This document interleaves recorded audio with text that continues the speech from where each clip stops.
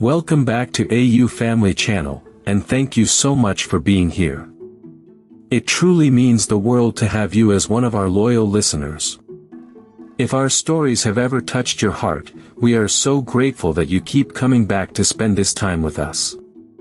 So find somewhere comfortable, take a slow, deep breath, and let us begin today's story, together. We found the letters while clearing out my grandfather's attic after he passed, a shoebox tucked into the corner of an old trunk, hundreds of them, tied together with string that had gone brittle with age, and by the time my family finished reading them, spread out across 3 generations over the course of a single long weekend, we understood my grandfather in a way none of us ever had while he was alive, understood the war he had survived, the woman he had loved from thousands of miles away, and the entire hidden history that had shaped the quiet, private man we thought we already knew. My grandfather, Henry, was not a man who talked much about his past, and growing up, I knew only the barest outline of his story, that he had served overseas during the war, that he had come home, married my grandmother, and built the quiet, steady life that defined the grandfather I knew, gentle and reserved, someone who preferred listening to talking, who deflected questions about his younger years with a practiced ease that, looking back, I understand now was a form of protection, a wall built around experiences too painful or too complicated to easily share. He passed away peacefully, in his 90s, having lived a long and quietly good life, and our family gathered, in the weeks after, to do the difficult work of clearing out his house, sorting through decades of accumulated belongings, deciding what to keep and what to let go. It was my aunt who found the shoebox, pushed into the back of an old trunk in the attic, and she almost set it aside without opening it, assuming it was simply more of the ordinary accumulated paper that fills every attic. Something made her open it anyway, and what she found changed the entire weekend, and in some ways, the entire family's understanding of who my grandfather had actually been. The letters were between my grandfather and a woman named Eleanor, written during the war years, hundreds of them, spanning what must have been years of correspondence, and from the very first letters we read, it became clear that this was not simply an old friendship but something far deeper, a love story that none of us had ever known existed, unfolding across an ocean during one of the most frightening periods of the 20th century. We gathered in the living room that evening, my parents and my aunt and uncle, myself and my cousins, and we began reading the letters aloud, taking turns, piecing together a story that none of us had ever heard, not even a hint of it, during all the years we had known my grandfather.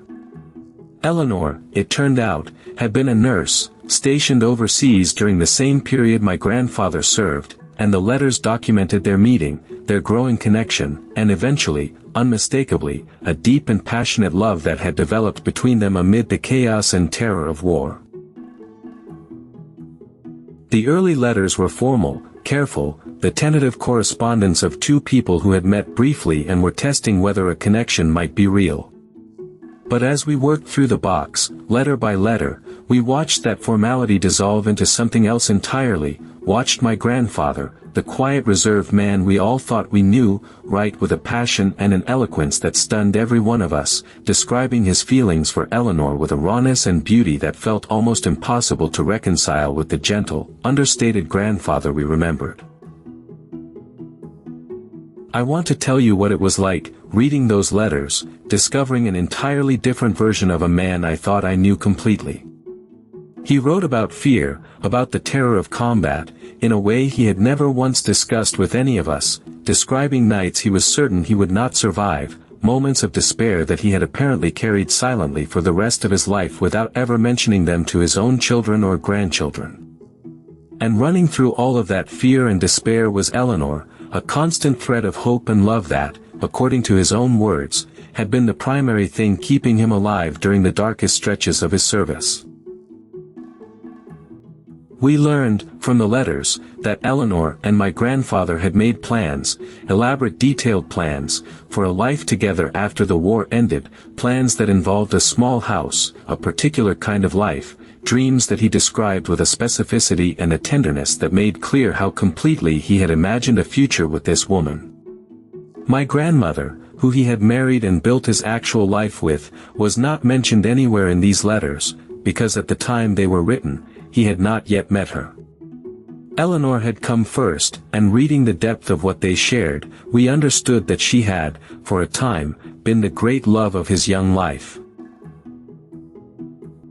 I remember my mother, reading one of the letters aloud, her voice breaking partway through, a letter my grandfather had written after a particularly brutal stretch of fighting, describing, in devastating detail, the losses his unit had suffered, and then, in the same letter, turning to Eleanor, thanking her, in language so raw and vulnerable it barely seemed like the same man we had known, for being the reason he kept fighting to survive, for giving him something worth living for in the middle of circumstances that made survival feel almost arbitrary. None of us had ever heard him speak about the war with anything close to that honesty. The letters continued for what must have been over a year, growing more intimate, more certain, until we reached a stretch where Eleanor's letters, which my grandfather had apparently kept alongside his own drafts and copies, began to change in tone, becoming shorter, more distant, until finally there was a letter, devastating to read even decades later, in which Eleanor explained that she had met someone else, another soldier stationed nearby, and that she could not, in good conscience, continue the relationship she had built with my grandfather across the distance of the war. We sat with that letter for a long time, that evening, all of us silent, absorbing what it must have meant for my grandfather, receiving that news in the middle of a war, already carrying the weight of combat and fear and loss, now losing, too, the woman who had been his primary reason for enduring it all. His own next letter, which he had apparently drafted but perhaps never sent and kept a copy of, was heartbroken in a way that broke all of our hearts too, reading it, a young man far from home, grieving a loss that had nothing to do with the war around him and everything to do with a love he had believed would define the rest of his life. I want to tell you what this discovery did to our understanding of my grandfather, because it was not simple, was not a straightforward addition of new information to an existing picture. It fundamentally reshaped who we understood him to be, revealed an entire dimension of pain and passion and heartbreak that he had carried silently for the rest of his life, never once mentioning it, not during holidays, not during the long conversations we had all had with him over the years, not even, apparently, to my grandmother, who as far as any of us could tell, had never known about Eleanor at all.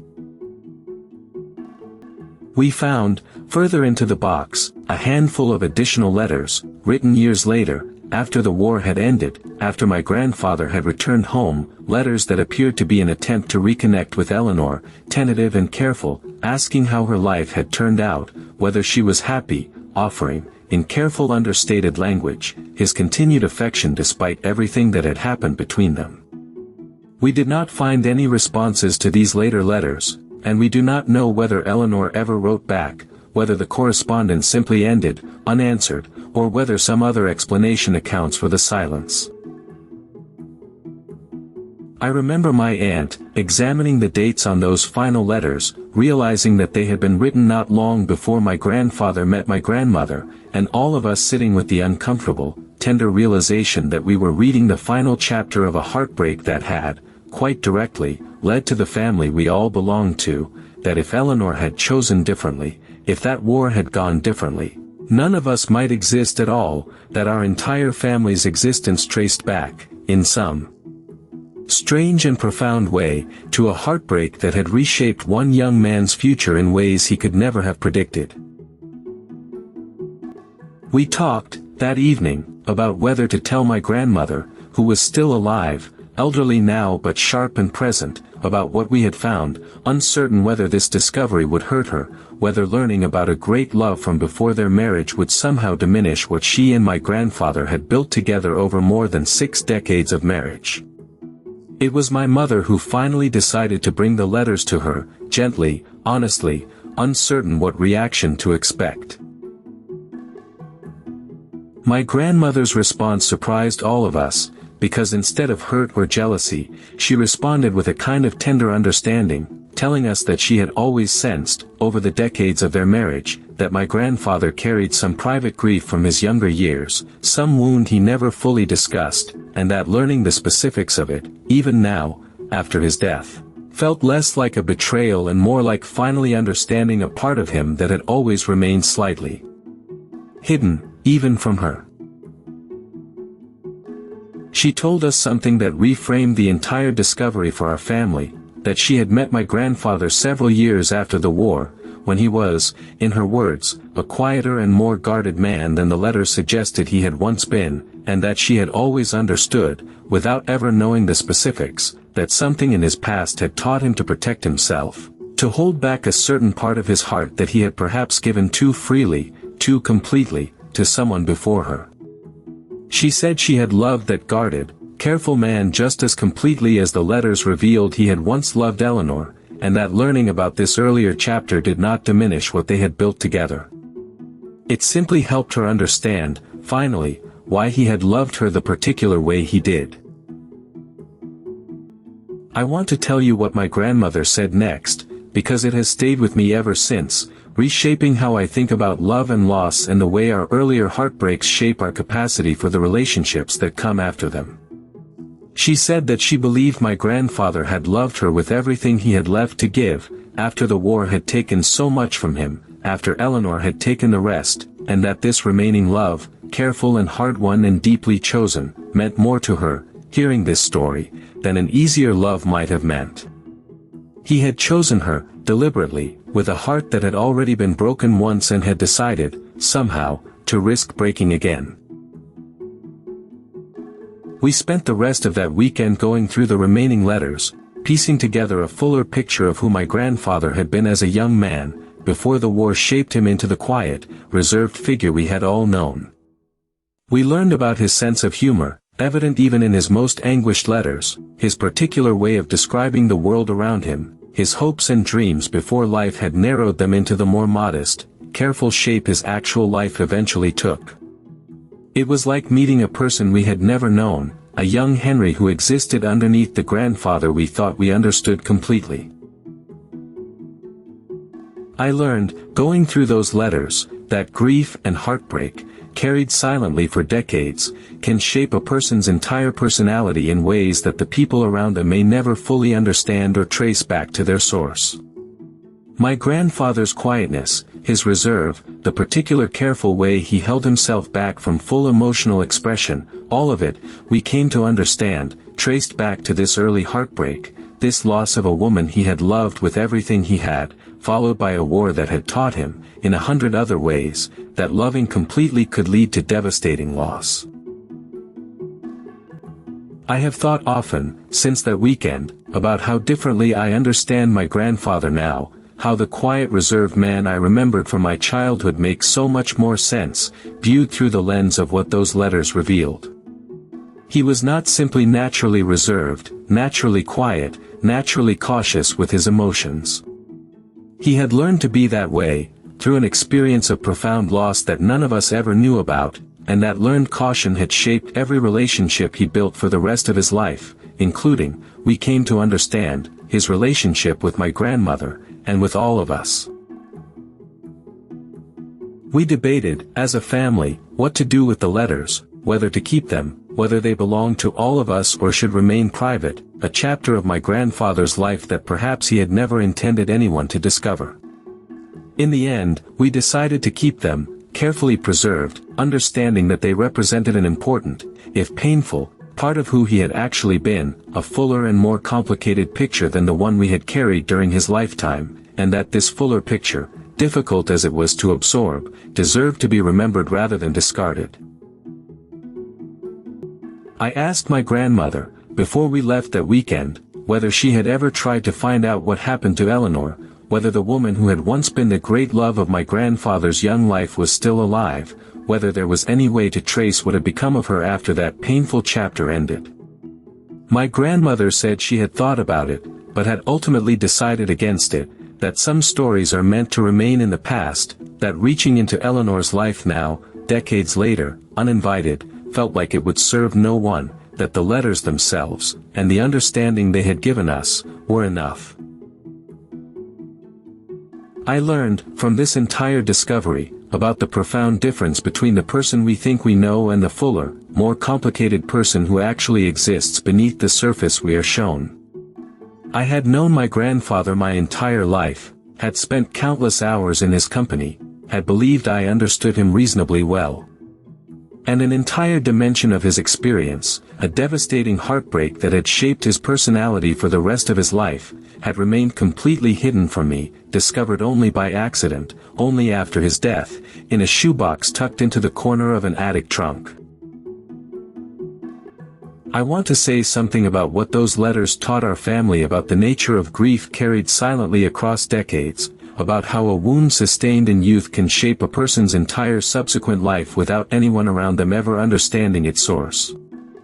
My grandfather carried Eleanor's loss for over 60 years, through a full marriage, through raising children, through building an entire life, and none of us, not even the woman who shared his bed for 6 decades, ever fully understood the shape or the source of that particular quiet sorrow until we found it, written in his own hand, in a box he had kept for reasons we can only guess at. I have wondered often why he kept the letters, all those decades, tucked away but not destroyed, preserved through however many moves and life changes must have occurred over 60 years of marriage. I do not have a certain answer, but I have come to believe that he kept them because that part of his story, however painful, however hidden from the rest of us, remained important to him, a piece of his own history that he was not willing to fully erase, even if he was not willing, or able, to share it with the people who loved him.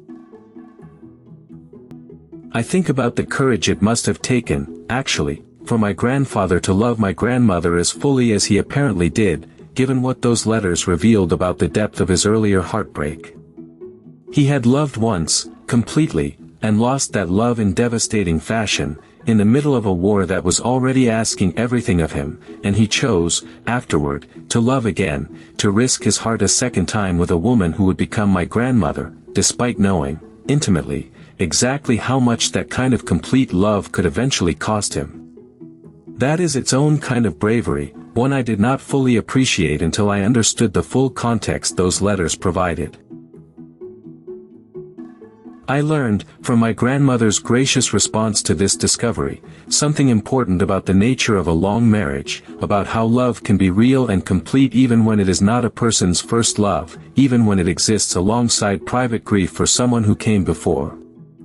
She did not need to have been my grandfather's only love to know that what they built together was genuine and profound. She understood, with a wisdom I hope to carry into my own relationships, that a heart capable of loving completely once remains capable of loving completely again, even carrying the weight of what came before. I have carried this discovery with me since that weekend, a particular awareness of how much remains hidden beneath the surface of even the people we know best, how our parents and grandparents carry entire histories, entire chapters of love and loss and grief, that we may never fully understand or even suspect exist. I try to hold that awareness with a particular gentleness now, understanding that the quiet, reserved qualities I sometimes find frustrating in the people I love may trace back to wounds I cannot see, experiences that shaped them long before I ever knew them, that deserve my patience and my grace rather than my judgment. There is an image I carry now from that long weekend, an image of my family gathered in that living room, 3 generations, passing letters back and forth, piecing together a story none of us had ever known, watching my grandfather transform, in real time, from the quiet man we thought we understood completely into a fuller, more complicated, more human figure, capable of passion and heartbreak and grief that he had carried silently for the rest of his life. I return to that image whenever I am tempted to think I fully understand someone, a reminder that there is almost always more beneath the surface than we can see. I think often about Eleanor, a woman I never met, who nonetheless shaped, in her own way, the entire trajectory of my family's existence, whose choice, made under the pressure of wartime circumstances none of us can fully imagine, sent my grandfather toward a different future, toward my grandmother, toward the family that eventually included me. I do not know what became of her, whether she found happiness with the soldier she chose instead, whether she ever thought, in the decades that followed, about the young man whose letters she had once received and eventually stopped answering. I hope, wherever her life led, that it was good. If there is one thing I want you to take from the discovery of my grandfather's letters, it is a particular humility about how much remains hidden in the people we love, how much history and heartbreak and complexity exists beneath even the most familiar surfaces. Extend the people in your life a certain grace, understanding that their quietness, their reserve, their particular way of holding themselves back, may trace to wounds you cannot see and may never fully understand. We rarely know the complete story of anyone, even the people we believe we know best. Hold that uncertainty gently. It deserves your compassion, not your judgment. We kept the letters, in the end, carefully preserved in an archival box, passed down now to the next generation, a fuller record of who my grandfather actually was than any of us carried while he was alive.